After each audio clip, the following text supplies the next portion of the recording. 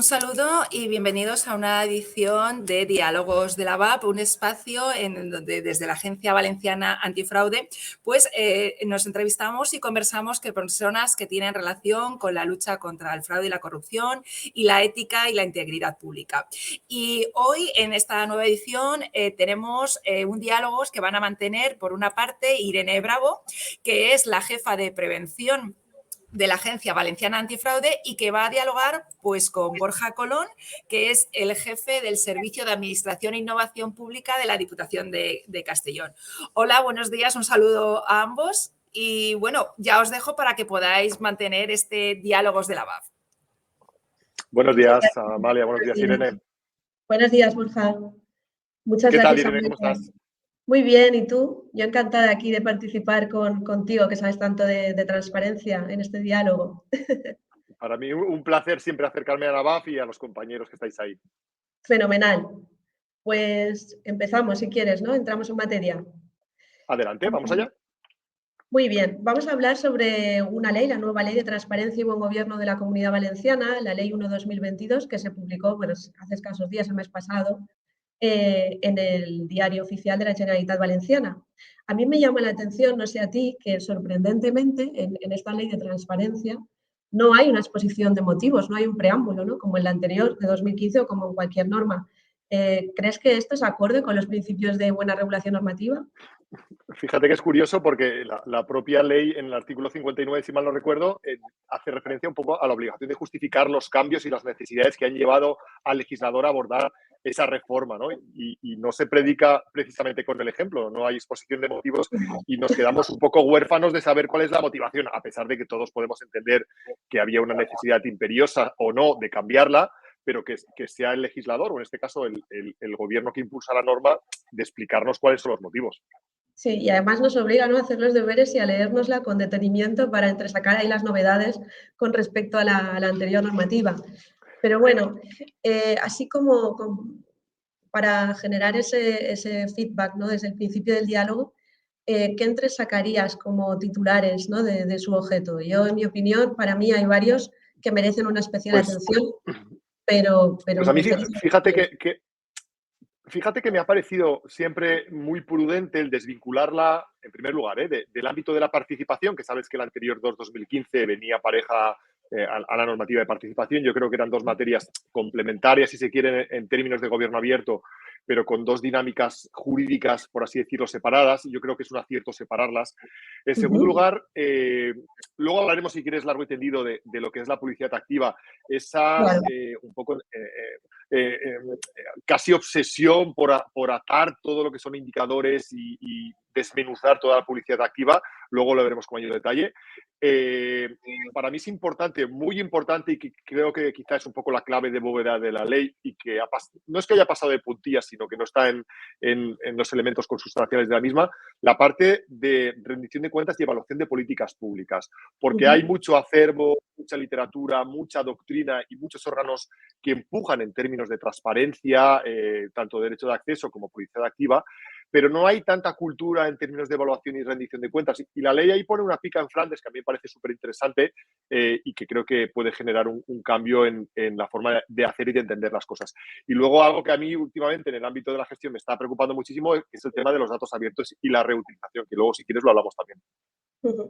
Sí, pues coincido contigo. Lo único que añadiría también, aparte de la inclusión de la era de los datos abiertos y de la orientación, ¿no?, de la rendición de cuentas, o mejor dicho, la integración de la rendición de cuentas en lo que es uno de los principios básicos de buena administración pública, como es el de planificación, pero el que tú comentabas también, de evaluación de resultados, de políticas públicas, de planes de gobierno y de servicios, ¿no?, de todas las administraciones públicas. Aparte de esto, yo destacaría la vinculación o la apuesta de la ley del buen gobierno hacia la integridad institucional, integridad pública, y que, como veremos, pues ahora ya pasamos a positivizar ese enfoque de integridad, ese integrity approach, en lo que es el derecho positivo en obligaciones que se tienen que cumplir sí o sí por parte de todos los sujetos destinatarios de la norma, ¿no? Muy bien, pues en cuanto a las entidades locales, sí que es verdad que se diferencia o se distingue un poquito el régimen que tienen que cumplir, ¿no?, las diferentes obligaciones que tienen que cumplir. En tu opinión, ¿ha habido algún tipo de avance o de retroceso en esta materia con respecto a la regulación anterior? Pues fíjate que las entidades locales al final somos los entes que nadie quiere, ¿no? Y estamos un poco a caballo de lo que diga el legislador nacional o autonómico, y en este caso sabes que la ley 19 nos había impuesto un régimen concreto. Con la ley 2/2015 se incrementaron el régimen de exigencias en el ámbito de la publicidad activa, es decir, nos aplicaban una serie de indicadores más exigentes que lo que era la normativa del Estado. Y ahora hay, parece ser, y no se explica, porque la propia exposición de motivos no lo hubiera podido aclarar, no se explica ese retroceso cuando la propia ley nos devuelve a la normativa del Estado los artículos 6, 7 y 8, si mal no recuerdo, de los indicadores de publicidad activa. Por lo tanto, bajamos una especie de peldaño en términos de exigencia las entidades locales respecto a la publicidad activa. Hombre, nunca es positivo, nunca es positivo bajar las exigencias, lógicamente, ¿no? Nos hubiera gustado mantener las exigencias, sobre todo cuando esta ley todavía ha incrementado los indicadores y las exigencias en términos de publicidad activa. Pero somos unos mandados en el mundo local y nos atenemos un poco a lo que nos digan. Así es. Antes de meternos en analizar detenidamente las obligaciones de publicidad activa en los distintos bloques de información, sí que me gustaría conocer tu opinión sobre la introducción, en este caso en el artículo 8, creo recordar, del sistema de gestión documental y archivos, porque tengo entendido que, al igual que la ABAF, tú participaste en la Comisión de Coordinación, Organización y Régimen de Instituciones de la Generalitat, en el SCORCH, y hiciste una aportación en esta materia. ¿Ha visto su reflejo en la norma? Sí, de hecho fuimos varios compañeros los que estuvimos interviniendo en la comisión y hicimos nuestras aportaciones. Yo concretamente, junto con otros compañeros, hicimos aportaciones precisamente en la parte de gestión documental y archivo electrónico longevo, porque entendíamos que no era posible de alguna forma allanar el terreno para una transparencia integral y sostenible si no éramos capaces de tener bien armada la parte de la gestión documental, ¿no? Es decir, tecnológicamente todos sabemos que la transparencia no puede sobrevivir si no es el marco de una gestión documental bien integrada en los sistemas de gestión, ¿no? Eso la ley lo ha consolidado en ese artículo 8, afortunadamente integrándolo con los principios de interoperabilidad, esquema nacional de seguridad y todas las herramientas tecnológicas que de alguna forma aseguran la trazabilidad de la documentación, ya no en el mundo papel, sino en el mundo electrónico. Sin duda es un avance, pero hay un largo camino por recorrer, ¿no? Ya hemos visto lo que ha costado el día a día de la administración electrónica, entonces llegar hasta ahí, pues imagino que nos va a costar un poquito más, pero sin duda es un avance. Entrando ya en el título primero de transparencia de la actividad pública y en concreto en la primera pata, ¿no? De las dos, de la publicidad activa y no del derecho de acceso, sí que me gustaría, al hilo de lo que comentábamos y de las obligaciones de las entidades locales, comentar o saber tu opinión sobre la disposición adicional segunda, porque realmente establece no como algo subsidiario, sino como una medida de general aplicación de la ley, la posibilidad de que aquellos ayuntamientos que, bien porque tengan reducidas dimensiones, bien porque no cuenten con capacidad de gestión o de recursos económicos, humanos, etcétera, no puedan dar cumplimiento a las obligaciones de transparencia y, ojo, de buen gobierno, acudan a las diputaciones provinciales y a la Generalitat, a un protocolo que se apruebe la Generalitat en colaboración con las diputaciones y con la Federación Valenciana de Municipios y Provincias para poder dar cumplimiento efectivo a esta materia. Y habla ya no solo de un soporte económico, sino de un soporte real, un soporte técnico, un soporte jurídico, es decir, que permita cumplirlo. ¿Sabes lo que pasa, Irene? Que los que me conocen y los que conocen mi perfil no sé si decir, de localista, que trabajo en una diputación, para mí incluso te diría que sobra esa referencia, porque ya las diputaciones, al menos la mía, tienen un perfil totalmente paternalista en lo que representan las obligaciones, ya no solo de transparencia, ¿no? En lo que representan las obligaciones de esta última generación. Hablo de administración electrónica, hablo de contratación electrónica, hablo de lo que es la gestión electrónica de los servicios públicos y huelga decir que, hombre, ¿cómo no asesorar, apoyar, ayudar, colaborar a nuestros ayuntamientos en el despliegue de las políticas integrales de transparencia? Es decir, que a mí te puedo decir incluso que en términos personales el que diferentes ayuntamientos se asociaran o colaboraran entre ellos para desplegar estas cuestiones, lo vería como una afrenta, porque sería que no estoy haciendo los deberes como diputación. Es decir, que me enterara, entre comillas, que varios ayuntamientos se han unido para poner en marcha un portal o desplegar una estrategia de datos abiertos, diría, ostras, he fallado como diputación porque no he sido capaz de llegar al territorio, a todas las partes del territorio, dando los servicios que yo como diputación creo que son los mejores para ellos. Eso es lo que nosotros hemos entendido como políticas de territorio, ¿no? Y digamos que lo que hemos hecho para la diputación, para la matriz, siempre lo desplegamos en el territorio de una forma incremental. Es decir, que lo que es bueno para nosotros necesariamente tiene que ser bueno para ellos. Entiendo que las realidades de las tres provincias probablemente no sean las mismas. Esta es una provincia muy pequeñita. Podemos ser más paternalistas quizá que otras provincias que son más grandes, pero bueno, siempre es bueno favorecer las colaboraciones institucionales, ¿no? Pero para mí, digamos que no nos vamos a sentir aludidos porque entendemos que nuestros municipios están bien tratados desde ese punto de vista, ¿no? Y si no, que llame a alguien y lo desmienta. Seguro que sí, seguro que sí. Pues enhorabuena, entonces. Si te parece, vamos a ir desmenuzando las obligaciones de publicidad activa, porque la ley las configura como mínimas y generales. Y a mí me gustaría saber tu opinión, cómo las ampliarías, si es que las ampliarías, pero si te parece, es decir, si hay algún aspecto olvidado que recomendarías incluir en el portal, etcétera, etcétera. Pero vamos a ir bloque por bloque, si te parece, Borja.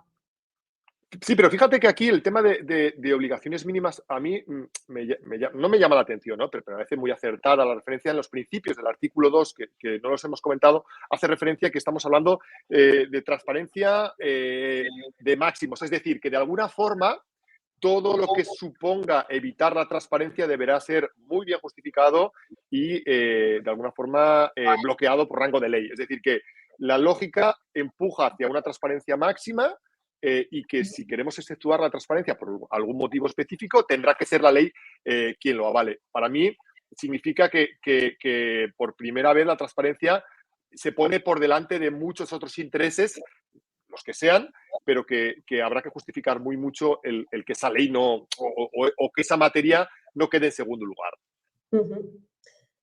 Sí, de hecho, las excepciones al principio de transparencia, como comentas, son restringidas y son solo previstas por norma de rango legal. Pero sí que es cierto que como mínimo tiene que cumplir un amplio elenco de obligaciones y que ya se pueden completar también. Dime. Y fíjate que ese planteamiento de mínimos que comentábamos, yo personalmente, que trabajo en el ámbito de la gestión, digamos que me tengo que chupar todos los indicadores y comprobar prácticamente que se cumplen todos, ahora no, porque me voy a la normativa del Estado, me parece que es un ejercicio de check, de comprobación brutal para la gente que se dedique materialmente a la transparencia. Es decir, tú piensas en la gente, y estoy pensando en nombres y apellidos concretos de compañeros de GVA que van a tener que comprobar que sus consellerías y el sector público institucional cumple con todas esas indicaciones de la ley, es una barbaridad. Por lo tanto, a pesar de que es un planteamiento de mínimos, no nos engañemos que es una ley súper ambiciosa y muy exigente. Por lo tanto, yo creo que hay que darle la enhorabuena al legislador porque podemos encontrar cosas que no se han publicado, sí, pero con todos estos años han aglutinado un poco las demandas colectivas y un poco la doctrina y todos los sectores y hay poquitas cosas que se les hayan escapado. A pesar de eso, seguro que rascamos alguna. Sí, estoy de acuerdo contigo. Desde luego es un gran avance. Eso sin duda, si logramos cumplirlo, ¿no? Entre todas las administraciones, que de eso se trata. En cuanto a la información institucional y organizativa, pues bueno, aparte de la clásica de organigramas y tal, sí que se da un salto importante, en mi opinión, con la obligatoriedad de los códigos éticos y se obliga pues a publicar también los códigos éticos que con carácter, como digo, preceptivo debe aprobar toda administración pública, incluida en su ámbito de aplicación. Pero se olvida la norma de los que van de la mano, es decir, de los planes de prevención o de los planes de integridad que partiendo de un autodiagnóstico también ha de elaborar cada administración pública. No sé si a ti se te ocurre alguna otra cosa. Yo estoy pensando también en los programas de compliance que el sector público instrumenta. Sí, llama la atención un poco los planes antifraude que ahora, bueno, pues que llama la atención porque es justo lo que está ahora mismo en el horno. A mí me llama quizá la atención cosas, quizá me dirás que son más inocentes, ¿no? ¿por qué no poner el perfil de redes sociales de todas las instituciones? ¿No? A Amalia eso le encantaría o le encantará. Nosotros, Seguro. por ejemplo, la Diputación de Castellón tenemos un portal de transparencia que humildemente es un portal bastante potente. Hay un conjunto de datos que es muy bueno, que es las redes sociales de todos nuestros municipios. Y en ese conjunto de datos tienes por municipio todas las redes sociales de cada municipio. Por lo tanto, muchas veces es que pensemos que la gente no busca la dirección postal del ayuntamiento X o la dirección postal busca el perfil de Twitter de una consellería concreta, ni siquiera de GVA. Entonces, conocer muchas veces los perfiles de redes sociales es facilitar que el ciudadano interactúe con nuestras instituciones a través de las mismas, ¿no? Luego, hablan un poco de la parte bueno, como decíamos, de los perfiles institucionales, pero ¿qué instituciones utilizan chatbots? ¿Qué instituciones no utilizan chatbots? ¿Cuándo se permite la cita previa? ¿Cuándo no se permite la cita previa? Es decir, quizá información más del día a día, ¿no? Se echan de menos, como decías tú, documentos estratégicos, pero yo lo aterrizaría más a documentos que la ciudadanía necesita. Muy bien, sí, desde luego, y además facilitaría el gobierno abierto, que es uno de los pilares troncales, y al final yo por lo menos cuando quiero acceder a un sitio, todo lo que me lleve más de 3 clics ya me supone cierta complejidad, por lo tanto se trata de Y si lo facilitar. encuentras, y si lo encuentras, porque muchas veces, y con 3 clics llegas. Irene. Efectivamente, efectivamente. Pasando ya al bloque de información referente al personal, y por ir un poquito más al grano, sí que se obliga a publicar información más abundante relativa a los cargos de confianza del personal eventual, pero olvida algo, en mi opinión, pues que está a la orden del día, es candente y es preocupante, como es la información sobre el personal laboral indefinido no fijo de plantilla que se tiene, o la relativa a la novedosa figura del directivo público profesional. Digo novedosa en nuestra normativa autonómica, ¿no? en la ley de función pública valenciana, porque el estatuto ya se preveía, el estatuto básico del artículo 13. Pero, sin embargo, sí que visibiliza la publicidad dice, personal contratista de las administraciones que desempeñen o que ejecuten servicios públicos en dependencias de modo permanente, ¿no? De esa administración. Yo me pregunto, ¿esto choca de alguna manera con la presunción de laboralidad o con la ley de contratos del sector público? ¿Estas exigencias podrían chocar?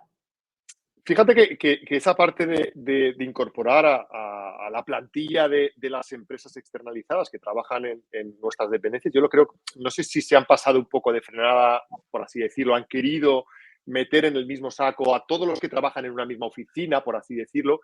Yo creo que es un poco delicado esa parte. Como tú bien dices, al final están de alguna forma laboralizando o integrando dentro de la misma, del mismo régimen a empresas contratistas que hoy están aquí, mañana están allá y que no tiene sentido que formen parte del mismo indicador, por así decirlo.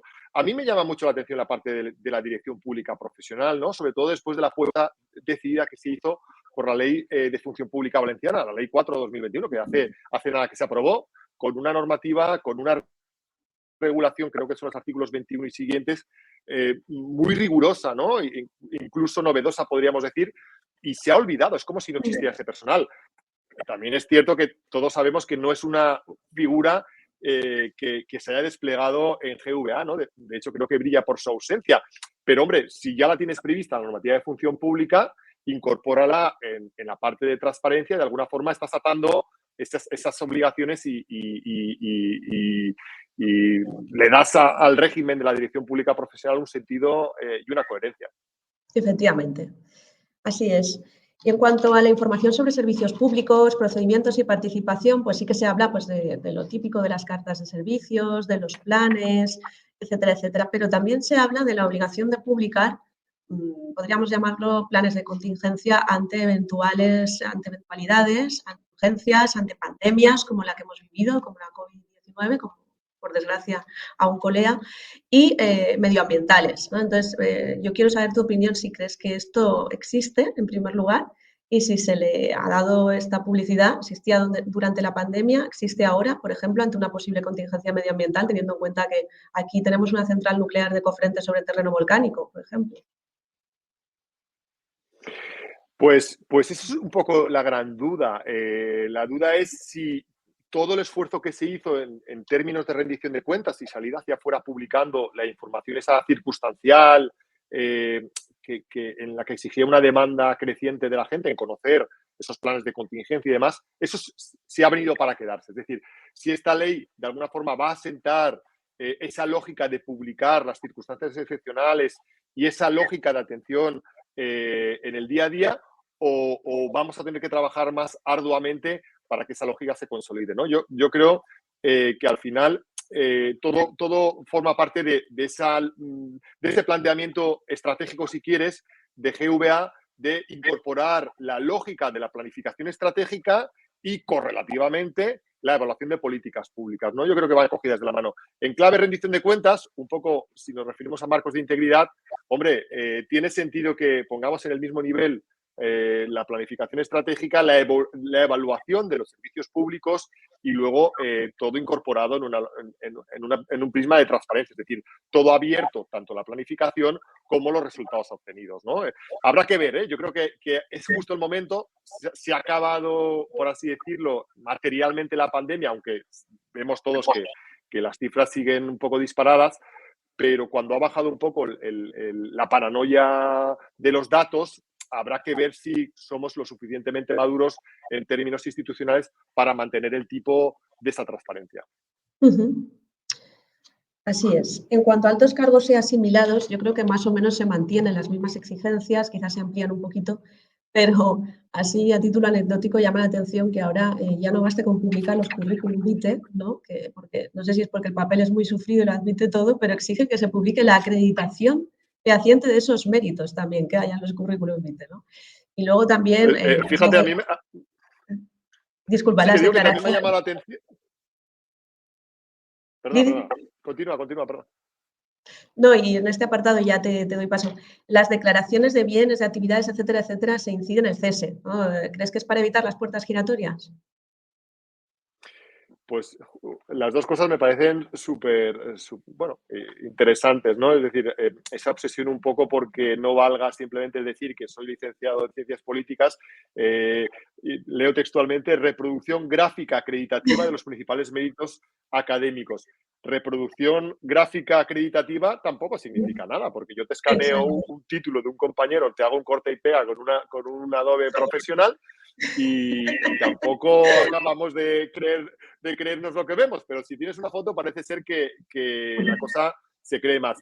Llama la atención también, si te das cuenta, cuando habla de las agendas institucionales, bueno, la fecha, la descripción, la ubicación de la reunión y sobre todo nos dice teniendo que publicarse con la suficiente antelación, ¿no? Porque se caía siempre un poco en el error de publicarlo, ya no a toro pasado, pero es media hora antes de la reunión y no había margen un poco de fiscalizar o hacer esa auditoría ciudadana en relación con las reuniones de los lobbies o los grupos de interés.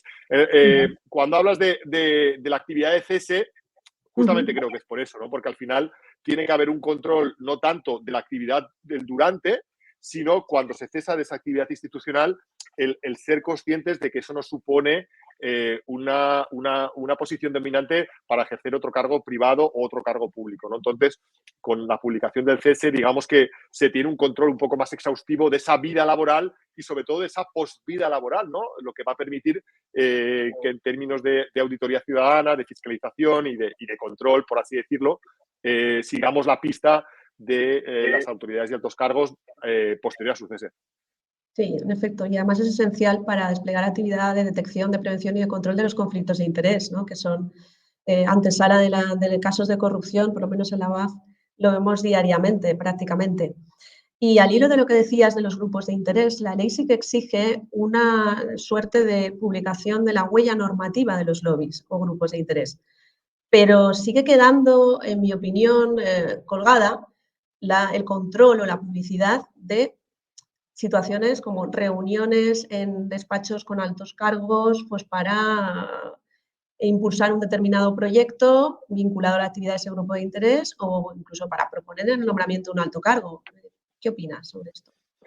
Pues fíjate que es una materia, una temática, si quieres, la parte de la huella normativa, el control de los lobbies, grupos de interés, que desde mi punto de vista es la más compleja técnicamente hablando, porque me consta que otras experiencias, como Ayuntamiento de Madrid y demás, han abordado proyectos de huella normativa Y lo que es hacer un seguimiento de la huella normativa es relativamente sencillo, pero fiscalizar el 100% de la actividad de los cargos con los grupos de interés, yo creo que no es fácil, ni técnicamente, ni operativamente, ni en términos de gestión. Por lo tanto, también hay que ver las cosas de una forma generalista ¿no? Y al final, como te decía al principio, podemos encontrarle peros a la ley en numerosas ocasiones, pero es imposible que la ley cierre el círculo y nos permita tener como sociedad y como instituciones controlada toda la actividad pública. Entonces, probablemente se hayan dejado en el tintero algo tremendamente complejo en términos de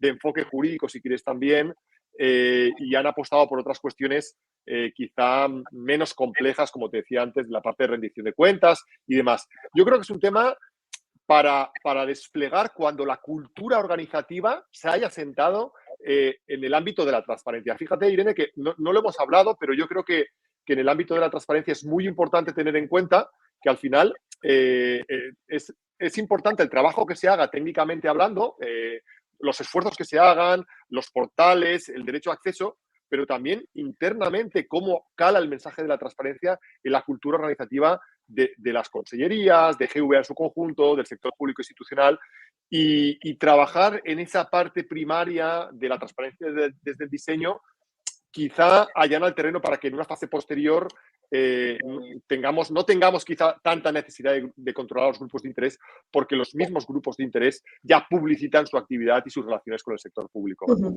Sí, sí, pasa lo mismo con la cultura de la integridad pública, ¿no? Yo creo que no estamos ante una época de cambio, sino ante un cambio de época. Y esto es algo que hay que interiorizar, porque es un cambio de paradigma que sin duda pues requiere ese proceso de autorreflexión, ¿no? Previa y de interiorización por cualquier servidor o servidora público.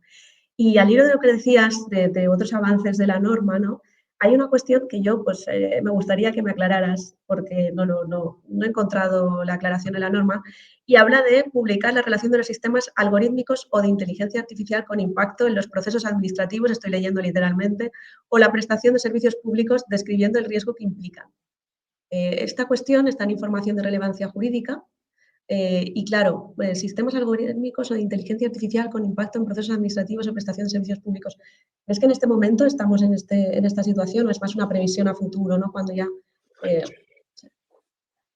Pues como es una ley que al final quiere tocar muchos palos, evidentemente aborda algo que en el debate, sobre todo en la academia, está muy en boga, ¿no? Que es cómo controlar la lógica de los algoritmos. Tenemos en cuenta, o hay que tener en cuenta que al final los algoritmos no son más que programaciones desarrolladas por humanos que tienen sesgos detrás conductuales positivos y negativos, normalmente siempre negativos, y que esa fiscalización al algoritmo se tiene que hacer desde la fase primaria. Es decir, que al final tenemos que publicar la lógica de programación con los sesgos correspondientes para que luego los resultados no le sorprendan a nadie, ¿no? ¿Cuál es el problema? Que todavía estamos en una fase muy inicial del uso de inteligencia artificial en nuestras organizaciones. La hay, ¿no? Y hay muchos ejemplos y ha sido muy comentada, pues eso, el uso de sesgos, de inteligencia artificial vinculada a sesgos en materias como podría ser sentencias judiciales y, bueno, hay casos muy concretos y muy llamativos. Pero si aterrizamos el mundo de la transparencia y el ámbito de la inteligencia artificial, no hay demasiados casos de uso en el que podamos decir, quiero ver quién ha programado esta inteligencia y quiero saber cuál es la orientación de ese sesgo, ¿no? Pero es importante que la ley, de alguna forma, incorpore en la publicidad activa esas obligaciones porque de un tiempo aquí cada vez hay más inteligencia artificial, cada vez hay más algoritmos y que sepan los gestores y los centros directivos que no pueden programar y desarrollar inteligencia artificial de espaldas a la ciudadanía, ¿no? Que todo lo que se programe y al final se despliegue en esa tecnología novedosa, al final todos vamos a saber, entre comillas, y perdonadme la expresión, de qué pie se cojea, ¿no? Por lo tanto, yo creo que es algo novedoso, pero que no sobra en absoluto el que esté como un indicador de publicidad activa.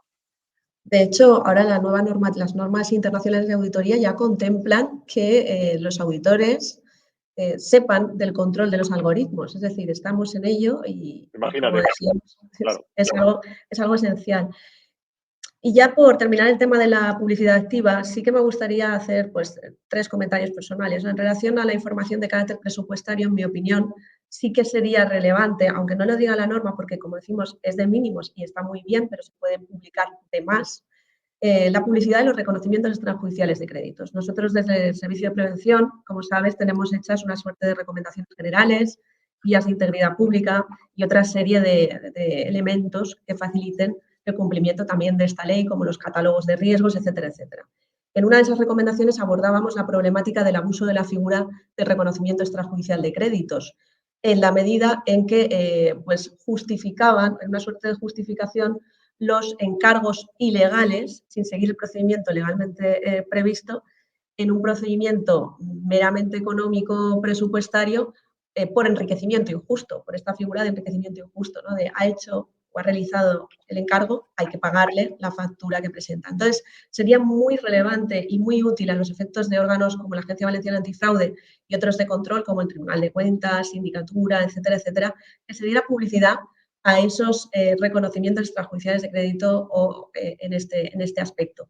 Y en materia de contratación pública, 3/4 de lo mismo, solo que aquí yo creo que la norma ha sido, si cabe, más ambiciosa que en otras cuestiones, porque se exige dar publicidad incluso a más aspectos de la contratación, de la ejecución, de la extinción, que en la propia normativa especial, en la propia Ley de Contratos del Sector Público. Es más, incorpora ya por primera vez en una norma de transparencia la obligación de publicar la identidad, la titularidad real del adjudicatario, del contratista o del concesionario en cumplimiento de la normativa de blanqueo de capitales. ¿Cómo ves? ¿Crees que esta información va a aportar un plus en materia de transparencia relevante? Por supuesto, y fíjate que tengo también la ley delante y habla también, cuando habla en la parte de los indicadores de contratación, también les obliga a publicar el grado de cumplimiento de sus obligaciones sociales, medioambientales y laborales. Es decir, que hay que reconocerles que también hacen un esfuerzo en lo que es las exigencias en términos de contratación. Pero fíjate que yo aquí voy a dar mi opinión personal. Bueno, todo es opinión personal, pero esta quizás un poco más personal. Yo, fíjate que en el ámbito de la contratación pública y en el ámbito de las subvenciones, y esto es una crítica, y me van a perdonar mis compañeros de la AGE o del Estado, a cómo se enfoca la tecnología. Tenemos una plataforma de contratos del Estado y una base nacional de subvenciones, ¿vale? ¿Por qué, si estamos todos obligados a volcar esa información en esos embudos tecnológicos nacionales, por qué esa tecnología no permite replicar en nuestros portales la información que ya se vuelca? Al final, si te das cuenta, el gestor de la Consellería de Vivienda va a tener que publicar las subvenciones en la base nacional de subvenciones y en el portal de transparencia valenciano. Los contratos adjudicados en Place y los contratos adjudicados en el portal valenciano. Estamos duplicando esa información. Normalmente, con intervención humana, siempre hay un porcentaje de error y al final una carga para el gestor que no tiene ningún sentido. Yo abogo, y es algo que he defendido en determinados foros, porque se fomente o se potencie o se enriquezca la gestión de Place y de la base nacional de subvenciones y que sean ellas las que luego repliquen el modelo a nivel local o autonómico. Es decir, que el gestor solo mande la información una vez al ámbito nacional, cuanto más exigente mejor, cuanto más se publique mejor, y que luego sea desde el ministerio, desde esas dos aplicaciones, la que distribuya la información a nivel local o autonómico en función de lo que la normativa autonómica nos diga. Es decir, que podemos ser mucho más ambiciosos, en este caso lo hemos sido en el ámbito de contratos, pero siguen teniendo que hacer dos tareas los gestores autonómicos: mandar a Place y mandar a Consellería. Lo mismo en subvenciones. Yo lo veo una pérdida de tiempo y sobre todo de esfuerzos el que al final no seamos capaces de promover la transparencia en el ámbito nacional de forma muy exigente. Ojo, no hablo de bajar el umbral, sino de potenciarlo y que desde el ámbito nacional luego repliquen la transparencia en los términos en los que la normativa autonómica lo diga. La gente dirá, bueno, es que hay un principio de autonomía local, las comunidades autónomas. Ya, pero es que la tecnología nos permite ser igual de exigentes y con la mitad de trabajo, ¿no? Y al final tú hablas con el gestor, que no te equivoques, que el gestor es el que sufre en sus carnes el mandar el decreto de adjudicación, el mandar la subvención correspondiente, dice, ostras, es que lo estoy haciendo todas veces, ¿no? Por lo tanto, mi planteamiento sería simplificarlo de la mano de la fusión de tecnología desde este punto de vista. Coincido plenamente. De hecho, ha sido una reivindicación del colectivo al que pertenezco de funcionarios con habitación de carácter nacional, también en entidades locales, en la administración local, porque vamos, esto era y se puede hacer. De hecho, la Unión Europea funciona con data mining, sistemas como Arachne, DAISY, en ese sentido, con lo cual estaría fenomenal. De hecho, es mucho más pragmático. Y no solo en eso, también en territorio, urbanismo, medio ambiente, ¿no? Que aquí la ley, o sea, son materias en las que se admite, como sabes, la acción popular y, por lo tanto, para ejercer esa acción popular, cuanta más información te facilite de manera unívoca, pues mucho mejor. Pasamos, si quieres, ya a la materia de derecho de acceso a la información pública, datos abiertos, reutilización de información y ya al título tercero de buen gobierno, para no alargar demasiado el diálogo, si te parece, Borja. En cuanto al derecho de acceso, una pregunta. Se crea el Consejo Valenciano de la Transparencia como órgano consultivo, como órgano de control, incluso que con capacidad sancionadora, ¿no? ¿Qué te parece que tenga esa capacidad de imponer incluso multas coercitivas para el cumplimiento de las instrucciones? Totalmente. Era una demanda, diría que casi que popular, ¿no? El que se facultara al Consejo para sancionar.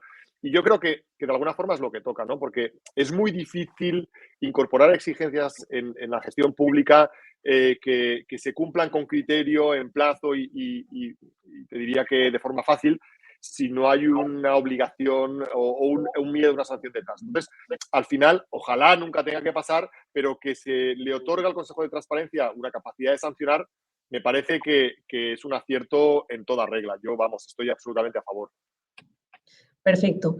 Y en cuanto a datos abiertos y reutilización de información, ya nos lo comentabas antes, además, junto con, bueno, como sabes, el cuarto plan de gobierno abierto del Ministerio de Hacienda y, no, el cuarto plan de gobierno abierto, sí, del Ministerio, incluía una serie, al final, en sus anexos, de iniciativas autonómicas, ¿no? Y hay 2 iniciativas autonómicas, al menos, que sí que se reflejan en esta ley, que son, por una parte, la iniciativa de integridad pública y, por otra, la estrategia de innovación, de datos abiertos, reutilización de información. ¿Crees que el siguiente paso será el metaverso en el sector público? Que se lo digan a la gente de Navarra, que les están dando palo en Twitter a Guzmán Garmendia por abrir el metaverso. Pues fíjate que sin ánimo de ofender y no estamos de coña en absoluto, yo creo que tenemos que hacer los deberes primero en transparencia, que los estamos haciendo. Un paso quizá posterior o al mismo tiempo es reutilizar la información, porque aún encontramos muchos portales de transparencia plagados de PDFs, no nos engañemos, ¿no? Incorporar la reutilización de los datos públicos supone un grado de madurez institucional un poquito mayor. Yo lo estoy viendo en mi organización, que ya llevamos algún tiempo, nuestra estrategia de datos abiertos es de 2018, y hombre, no voy a decir que seamos súper abiertos y que tengamos todos los deberes hechos, pero nos ha costado mucho armar un conjunto de datos abiertos y sobre todo, y es un poco la clave, identificar conjuntos de alto valor. Porque, hombre, no tiene mucho sentido publicar datos abiertos de información que no le interese a nadie. ¿Por qué? Porque al final, publicar por publicar, podríamos publicar cualquier cosa. Y por mucho que estén datos abiertos, no significa que sea interesante. Por lo tanto, hay que hacer los deberes en transparencia, hay que madurar institucionalmente para identificar cuáles son los datos de alto valor para abrirlos. En tercer lugar, yo creo que hay que azuzar un poco la demanda externa para que sean los propios reutilizadores los que consuman esos datos y generen valor público con el uso de los mismos, porque mi experiencia me dice que no tiene ningún sentido o no tiene ningún mérito, por así decirlo, abrir datos también de alto valor si en la otra parte no hay nadie que los consuma. ¿Qué sentido tiene, por ejemplo, que nosotros hayamos liberado un dataset que a mí me parece muy potente, como es el puntos de recarga de vehículos eléctricos, electrolineras, si no tenemos un mercado de coches de alquiler, de concesionarios que son potenciales usuarios? Sería una información que no tendría ningún sentido. Por lo tanto, también es nuestra obligación buscar demandantes de esos datos para que generen valor público. Si ahí podemos incorporar dimensiones virtuales paralelas, como es lo del metaverso, significa que habremos alcanzado un grado de madurez institucional todavía mayor. Yo, fíjate que sí que soy partidario de abrir nuevos horizontes, ¿no? Porque el metaverso, que está por escribir, ¿no? Amalia ha escrito algo muy acertado, pero está por definir, ya no solo en términos materiales, en términos jurídicos, en términos tecnológicos, tendremos que estar ahí, ¿no? Y lo han dicho otros autores, lo ha dicho Carles Ramió, bueno, mucha gente ya empieza a apostar porque las instituciones se posicionen ahí y ofrezcamos servicios. Yo el otro día comentaba con mis compañeros, ¿por qué no abrir una oficina de atención ciudadana en el metaverso, ¿no? De la misma forma que atiendes a una persona en la calle, ahora estamos ofreciendo atención ciudadana por videoconferencia. ¿Por qué no atender avatares de ciudadanos en el metaverso? Hombre, alguien puede decir, empezar por el principio y hacer los deberes primero con otras cosas más básicas que no habéis cumplido. Bien, podría decirte que sí, pero se pueden abrir espitas para ir innovando, porque la innovación va precisamente de eso, de abrir camino en otros horizontes que todavía están incluso por definir, para ofrecer servicio a gente. Conocemos todos gente que tiene un avatar en metaverso y que se acerquen a la administración pública, llamen a la puerta de nuestro metaverso y quieran decir, quiero presentarme una bolsa de trabajo. Bueno, no sé si ese es el horizonte que nos espera, pero te aseguro que vamos a tener que estar ahí como lo estuvimos en otros universos o en otros espacios cuando se nos pidió. Así es. Pues bueno, vamos paso a paso, ¿no? No construyamos la casa por el tejado, pero siempre se puede y es bonito tener iniciativas, que de eso se trata.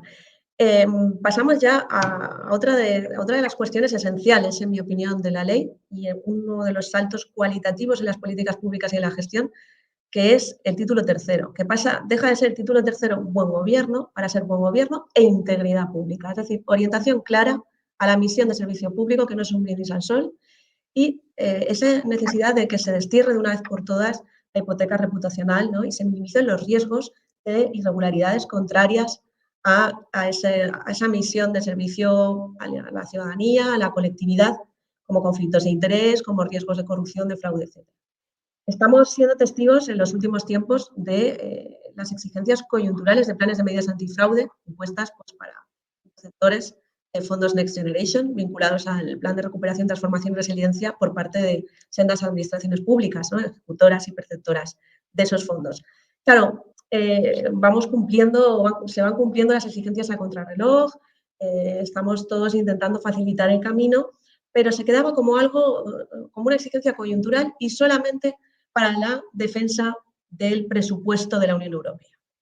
Por primera vez, la norma lo que hace es obligar a todas las entidades públicas, incluidas en su ámbito de aplicación, a aprobar marcos de integridad como códigos éticos y planes de prevención de integridad pública, pero para cualquier situación, es decir, para la protección del interés general en el ámbito de sus competencias y la defensa del mismo de cualquier tipo de irregularidad, no solo penal, también administrativa, laboral, mercantil, etcétera, y la protección de cualquier tipo de fondo público. Porque, claro, era paradójico adoptar todas estas medidas para proteger solo los fondos que provienen de la Unión Europea, pero no los de la casa, no los de procedencia local, autonómica o estatal. Pues bien, la reciente ley, en mi opinión, prueba el asentamiento de ese cambio de paradigma en las políticas públicas y en su gestión, en la planificación, en la evaluación y sobre todo en la interiorización por parte de cada administración de su autodiagnóstico y de esa cultura, de esa necesidad de desterrar las creencias de que estos serán meros principios moralistas o programáticos, que ahora ya son obligaciones que sí o sí hay que cumplir, hay que tener aprobados nuestros códigos éticos, hay que hacer un autodiagnóstico de riesgos o irregularidades contrarias a la integridad pública y hay que aprobar nuestros planes de prevención. ¿Crees que, no sé, cómo lleváis esa Diputación? ¿Hay muchas consultas por parte de ayuntamientos sobre estas cuestiones novedosas? Pues fíjate que sí, la gente está muy nerviosa porque, como tú muy bien dices, Irene, solemos llegar tarde y mal a las obligaciones del legislador, cosas novedosas, ¿no? En este caso, planes antifraude para captar fondos Next Generation. Pero yo creo que has dado la clave con una palabra que yo creo que la cuestión es paradigma. Todos hemos vivido el paradigma del gobierno abierto desde el 2010 hacia aquí, con los pilares de transparencia, participación, colaboración, datos abiertos. Todos hemos vivido el auge de ese paradigma. Yo creo que estamos en el momento de vivir el auge de un nuevo paradigma que se enmarca, y a mí me gusta mucho, dentro de los conceptos de marcos de integridad o sistemas de integridad institucional. Es decir, que tenemos que superar esa forma de entender las administraciones públicas de modo aperturista, pero superarlo porque ya está consolidada esa visión, ya somos transparentes, ya damos cabida a la participación ciudadana, ya colaboramos con la ciudadanía y abrimos los datos, pero ahora un paso más allá es la de construir sistemas de integridad institucional con esas tres dimensiones clásicas, como podría ser el reforzamiento institucional, la creación de una cultura de integridad y unas políticas reales de rendición de cuentas.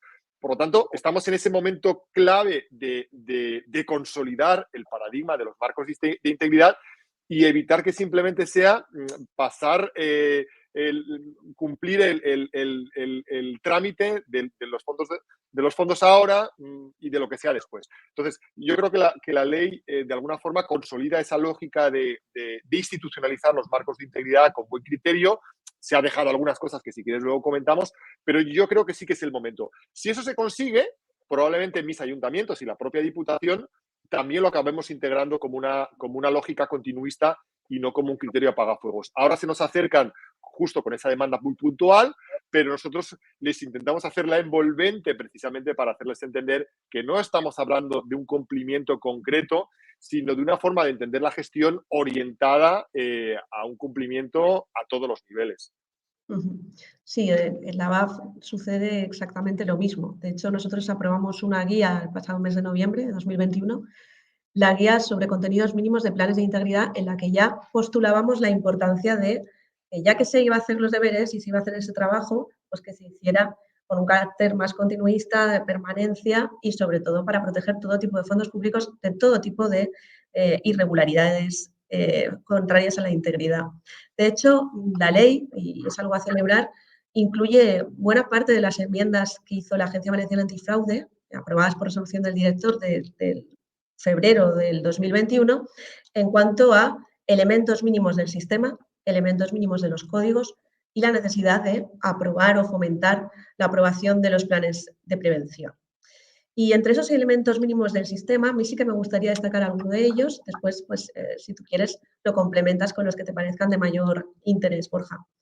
En primer lugar, aparte de los destinatarios, ¿no? Los destinatarios de los códigos éticos, por ejemplo, y otros marcos de integridad, que dejan de ser solo los altos cargos, como venía siendo la práctica habitual hasta ahora, y pasan a ser todo tipo de personal al servicio de una administración. Da igual, que es la clase de empleado público que sea, pero no solamente los altos cargos.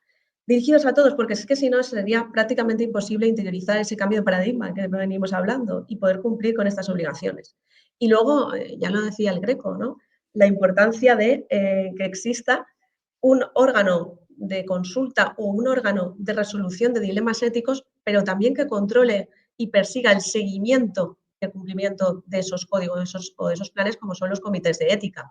De hecho, ese órgano debería estar formado mayoritariamente por personal externo, ajeno a la institución, que cumpla esas garantías de objetividad, de imparcialidad, etcétera, etcétera, para permitir que esos instrumentos estén vivos, que no se quede la cosa en aprobarlo y guardarlo en el cajón antes o ahora archivarlo, sino que ahí empieza la carrera, ¿no? Ahí nos hemos puesto el dorsal y ahora hay que salir a la carrera.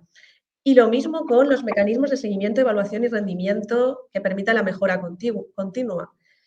Y con la necesidad de anudar esa aprobación de los códigos éticos en el sistema como con el autodiagnóstico, la reflexión interna, la elaboración de la propia autoevaluación de riesgos contrarios a la integridad y de los planes de prevención. Y luego, en cuanto al código, pues también se incluye una importancia previsión, que es hacerlo extensivo a través de cláusulas, de clausulado en documentación preparatoria de contratos, de subvenciones, etcétera, pues a todo el tipo de personas, aunque sean particulares perceptoras de fondos públicos, pues contratistas, concesionarios, subcontratistas, terceras personas perceptoras de fondos. En definitiva, en mi opinión, la ley hace una clara apuesta por este cambio de paradigma. Lo difícil será dotarlo de suficientes recursos, suficientes medios, tanto personales como económicos o materiales, para darlo cumplimiento a corto o medio plazo. ¿Crees que, bueno, que todo esto supone eso, que se avecinan nuevos tiempos y que sería suficiente con implementar estos marcos de integridad? ¿O en tu opinión falta algún otro de interés? Bueno, Por ejemplo, que es un nuevo reto a futuro, lo tengo clarísimo, que van a hacer falta recursos humanos y materiales también, y que sobre todo en el ámbito de la Comunidad Valenciana me da la sensación que va a tener que haber una alianza estratégica brutal entre las diputaciones, si se quiere la Federación Valenciana de Municipios y Provincias, y GVA. Es decir, el territorio autonómico son la realidad de muchos municipios y la realidad de GVA en su conjunto. Al final, por mi experiencia, llegar a la capilaridad de todo el territorio supone implicar a las diputaciones en todas las políticas públicas en las que se requiere esa cohesión. A mi modo de ver, hace falta algo más, ¿no? Un poco en el relato este que estoy manteniendo de que es importante lo que acabas de defender tú y que viene un poco del propio espíritu de la propia BAF, ¿no? La parte de códigos y demás. Pero a mí he hecho en falta justo lo mismo que comentábamos antes del informe Greco, es decir, órganos especializados en evaluación de políticas públicas, ¿no? Yo he hecho en falta un equivalente a la extinta EVAL en el ámbito de GVA para evaluar políticas públicas, para evaluar el cumplimiento de resultados, para evaluar la parte de la gestión que tiene que ver con la rendición de cuentas. Porque esa es la parte justo que nos quedamos siempre a medias, ¿no? Si te das cuenta, la ley está en los artículos, creo que son 50 y tantos siguientes, 60, lo deja para el final. Hombre, para mí es una parte muy importante. Hemos trabajado en la dimensión de reforzamiento institucional. Hemos trabajado, como acabas de nombrar tú, en la dimensión de cultura de la integridad. Pero la parte de rendición de cuentas, qué menos que tener un órgano externo también que evalúe servicios públicos, que sea capaz de rendir cuentas y de alguna forma que posicione dentro de ese marco de integridad a la rendición de cuentas como una de las palancas fundamentales. Sí, bueno, yo creo que va de la mano, es decir, la rendición de cuentas vinculada a la planificación y evaluación, porque no se concibe planificación si no se puede medir el cumplimiento de esos objetivos, y ya no solo por un órgano de control externo, sino también por cada órgano de control interno de cada entidad, ¿no? Que hoy por hoy, pues si ya falta planificación, imagínate el hecho de evaluar esos planes, ¿no? Pero también hay otras cuestiones que suponen avances cualitativos en todo esto, ¿no? Sobre todo en el título tercero. Por ejemplo, herramientas de detección fundamentales de irregularidades como los canales de denuncias y más aún si tenemos en presente la directiva Whistleblower, ¿no? Cuyo plazo de transposición finalizó el pasado 17 de diciembre y que hace necesaria la implementación de esos canales desde el punto de vista tecnológico, pero también desde el punto de vista del procedimiento de seguimiento de esas alertas o de esas denuncias y que, bueno, tú eres buen conocedor de, en ese sentido, la total colaboración de la Agencia Valenciana Antifraude, que se presta, nos estamos prestando no solo asesoramiento, sino también a que se utilice nuestro buzón como buzón de denuncias externo y que así se contempla en la propia norma, ¿no? Yo estoy de acuerdo prácticamente con todo lo que estás comentando y incidiendo más en mi campo de actuación, en el ámbito de la prevención de riesgos contrarios a la integridad. Yo sí soy consciente de que el riesgo cero no existe, pero iniciativas normativas como esta que positivizan de una vez por todas positivizan y aunan en una sola norma todas estas obligaciones para postular por encima de todo y vincular a la transparencia y la rendición de cuentas los principios de buena administración, como el de planificación, eficiencia, eficacia, legalidad, etcétera, etcétera, es algo muy positivo para desterrar o minimizar prácticas que entran en colisión frontal con el interés general, como las derivadas de conflictos de interés, de encargos ilegales, de prórrogas forzosas no previstas de los contratos, de subvenciones no planificadas o no previstas en los planes estratégicos de subvenciones, de convenios que en realidad lo que están haciendo es huir de los procedimientos de licitación pública y otros tantos riesgos que, bueno, os invito a todos los oyentes a poder leer en los catálogos ABAF, el último que hemos publicado recientemente sobre el sector público instrumental, precisamente riesgos contrarios a la integridad en este ámbito. Pero sin duda mi conclusión sería que queda un largo camino por hacer, pero que esta norma supone un avance y nos va a ayudar, nos va a dar mucho trabajo, Borja, tanto a vosotros las diputaciones como a la Agencia Valenciana Antifraude, que se configura como órgano de asesoramiento en la construcción de este sistema de integridad institucional, pero que personalmente creo que es para estar contentos, ¿no?, con este avance. Pues yo simplemente, a modo de conclusión, decir que bueno, yo creo que es una apuesta decidida a nivel normativa muy importante, que se han quedado cosas en el tintero, pero que se ha reforzado el papel de la transparencia en el ámbito institucional, que a mí me gustan específicamente las apuestas que se hacen por datos abiertos y evaluación de políticas públicas y planificación, y que bueno, ahora estamos en el lado de las trincheras, la gestión, para ir aterrizando un poco de las obligaciones, ¿no? Pero para eso estamos. Yo creo que poco a poco iremos cumpliendo con todo. Claro que sí. Y además colaboraremos, ¿eh?, en todas estas cosas, si quieres. Totalmente. Pues ha resultado muy interesante. Comentar que dejaremos en las notas de esta grabación, que podéis ver en los canales, bueno, pues en YouTube, y también estará disponible en formato podcast, algunos de los enlaces que habéis comentado. Por ejemplo, Irene, comentabas el catálogo de riesgos que ha publicado la agencia, y también Borja, pues algunos de los documentos que pones, para que, bueno, pues quien quiera acceder y tenga más información, lo mismo. También dejaremos tu contacto, Borja, por si alguien quiere contactar con vosotros para conocer alguna de las iniciativas que también estáis poniendo en marcha, como lo del recientemente la del cliente misterioso, ¿no? Que creo que es una iniciativa también muy interesante. Daros las gracias a Borja y también Irene por este diálogos, y nada, bueno, pues emplazamos a una próxima edición. Un saludo a los dos. Si queréis decir algo antes de finalizar, pues... Un placer siempre estar con compañeros y amigos, y siempre del lado de la BAF para lo que haga falta, desde luego. Igualmente. Gracias, Borja. Gracias, Amalia. Pues un saludo a ambos.